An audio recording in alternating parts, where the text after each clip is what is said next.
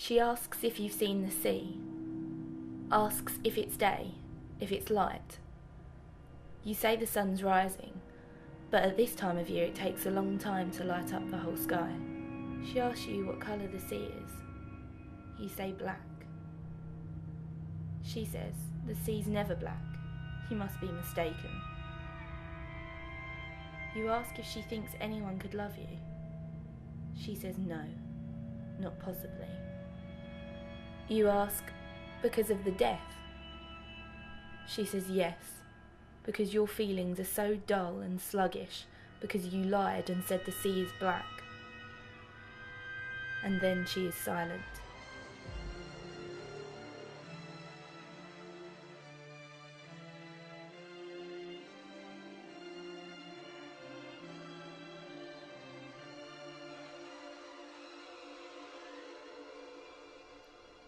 You're afraid she'll go to sleep again. You rouse her and say, "Go on talking." She says, "Ask questions then. Can't do it on my own." Again you ask if anyone could love you. Again she says no. She says that a moment ago you wanted to kill her. When you came in off the terrace and into the room for the second time, that she knew this in her sleep from the way you looked at her. She asks you to say why. You say you can't know why, that you don't understand the malady you suffer from. She smiles, says, this is the first time that until she met you, she didn't know death could be lived. She looks at you through the filtered green of her eyes. She says, you herald the reign of death. Death can't be loved if it's imposed from the outside. You think you weep because you can't love. You weep because you can't impose death. She's already almost asleep. She says, almost inaudibly, you're going to die of death. Your death has already begun. You weep. She says, don't cry, it's pointless. Give up the habit of weeping for yourself. It's pointless.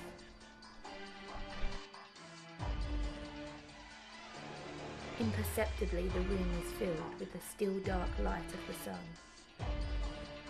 She opens her eyes, shuts them again. She says 2 more paid nights and it will be over. She smiles and strokes your eyes. She smiles ironically in her sleep. You go on talking, all alone in the world, just as you wish. You say love has always struck you as out of place. You've never understood. You've always avoided loving. Always wanted to be free not to. You say you're lost, but that you don't know what you're lost to or in. She's not listening. She's asleep. You tell a story about a child. The light has reached the windows. She opens her eyes, says stop lying. She says she hopes you'll never know anything in the world the way you do.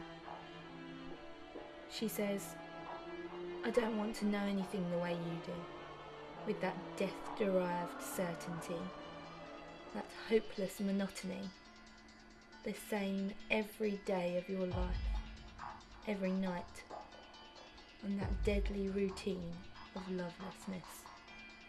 She says, it's day. Everything is about to begin except you. You never begin. She goes back to sleep. You ask her why she sleeps, what weariness she has to rest from, what monumental weariness.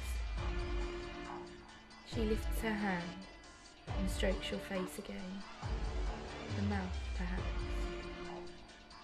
She smiles ironically again in her sleep. She says, the fact that you asked the question proves you can't understand. She says it's a way of resting from you too, from death. You go on with the story about the child. Cry it out aloud. You say you don't know the whole of the story about him, about you. You say you've been told it. She smiles, says she's heard and read it too, often, everywhere, in a number of books. You ask how loving can happen, the emotion of lying. She answers, perhaps a sudden lapse in the logic of the universe.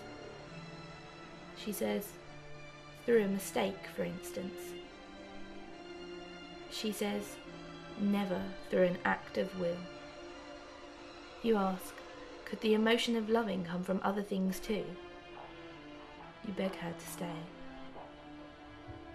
She says it can come from anything, from the flight of a night bird, from a sleep, from a dream of a sleep, from the approach of death, from a word, from a crime, of itself, from oneself, often without knowing how. She says, look. She parts her legs, and in the hollow between you see the dark night at last. You say it was there. The dark night. It's there. She says, come. You do. Having entered her, you go on weeping. She says, don't cry anymore. She says, take me, so it may have been done. You do so. You take her. It is done. She goes back to